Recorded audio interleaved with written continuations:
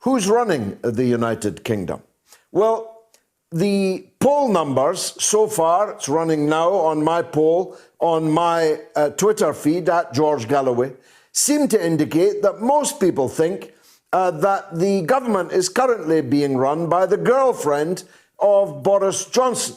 People say that he has lost all decisiveness. Having known him for a long time, I can tell you he never had much in the way of decisiveness.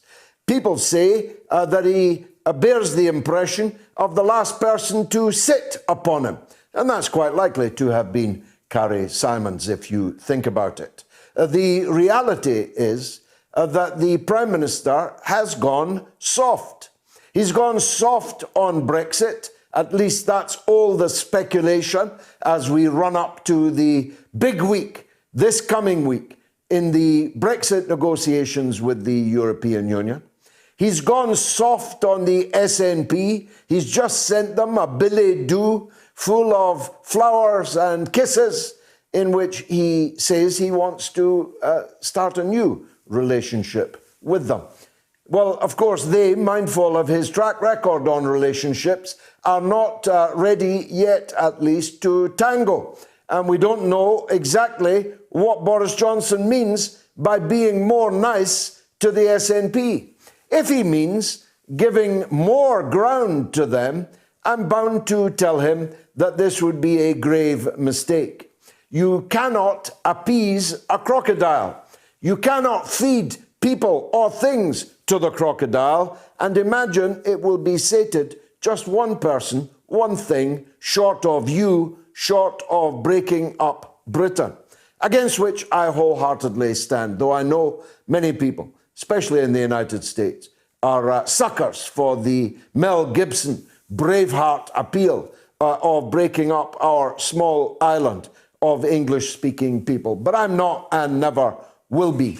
And I think that the SNP have proved over these last 13 and a half years that there is nothing you can achieve by being nice to them. What next, Boris? Hug a husky in the Arctic? Well, in a way, last night I read that the British government's plan to ban all sales of petrol and diesel new cars, which was supposed to end in 2040, which I could live with, I won't be driving anything in 2040, is about to be brought forward to 2030. Just 9 years from now, we're going to have to buy super expensive electric cars with absolutely no infrastructure, present or likely to be, to meet the demand in terms of charging facilities. And how they're going to produce the electricity for tens of millions, scores of millions of cars in Britain. How is that going to help the planet? I got to tell you, I know this is again not popular with some of you. Boris, you will take my car only out of my cold, dead hands.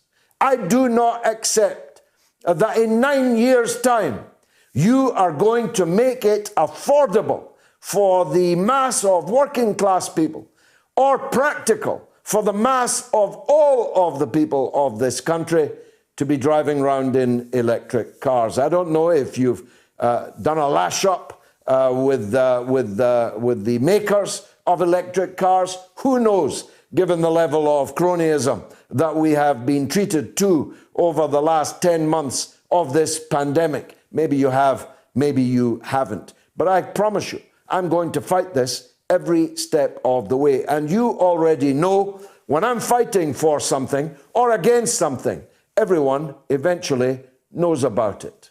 And what about the million MAGA march in the United States? Well, first of all, it wasn't remotely a million, but it was a very big crowd indeed. And what about the violence that's now cascading over the sidewalks and the highways of Washington, D.C.? What does all this mean? This is a country that has lectured us all, as long as I've been alive, about democracy and the desirability of free and fair elections. Except when they don't like the results of those elections, they're prepared to move heaven and earth to bring about a change of the result, or if not, then a change of the regime that won the elections. These are the people that are imposing sanctions, that are choking the life out of civilian populations all over the world in the name of democracy, while they're breaking each other's heads in the center of their own capital. Has the race been called? No, it hasn't. No matter how many misleading headlines you read on social media. There are recounts still to be held. There are court cases still to be discharged. There are grave suspicions that a large number of fraudulent votes due to the mail-in ballot system, against which I have always stood, have cheated the Republicans out of this presidential election. Now, in case it needs saying, I wouldn't vote for Donald Trump or Joe Biden if you threatened to execute me unless I picked one. I don't believe in the lesser of two evils. Evil always wins that way. And moreover, the lesser of the two evils has a positive incentive to become still more evil, still closer to the greater evil. And so the fulcrum of evilness continually moves in the wrong direction. Not for me. I wouldn't ask you to vote for Keith Starmer or Boris Johnson, Joe Biden or Donald Trump. But I do believe in truth, no matter who for, no matter who against. We'll be talking to Caleb Mopan in just a few minutes, one of the very finest American commentators on what's happening in DC and what is happening in the election. And then there's Brexit. As I said, this coming week, we have big decisions being made about Brexit.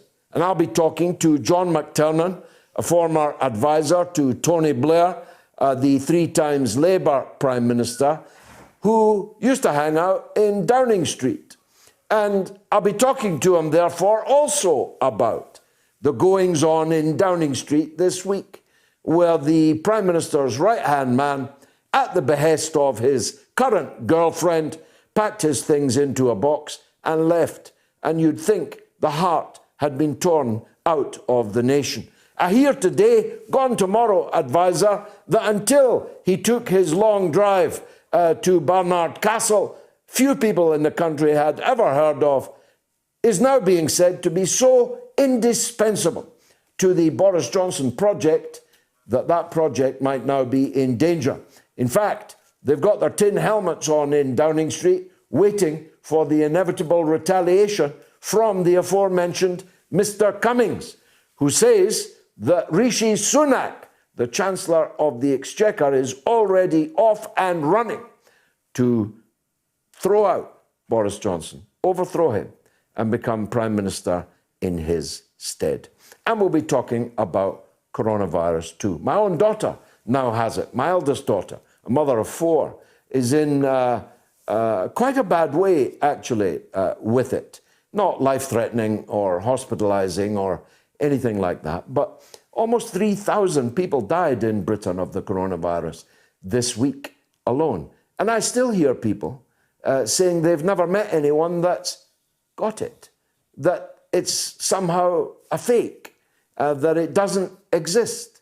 Well, you'll need to be hard if you're hard enough to give me a call and speak along those lines this evening, because I know lots of people that have had it. I know people who have died with it, and I'm not prepared to accept either that the coronavirus is not real or accept the current campaign that is now gathering steam to persuade our people not to take the vaccine that is coming onto the market. You'll see in my RT short, which will show shortly, exactly what I think about the vaccines. Not just the coronavirus vaccine, but vaccination as a whole. And that leads me reluctantly on to this. The new Labour plan, which they intend to raise in Parliament this week, to ban all anti-vaccination arguments and memes from social media, is a profoundly disturbing one.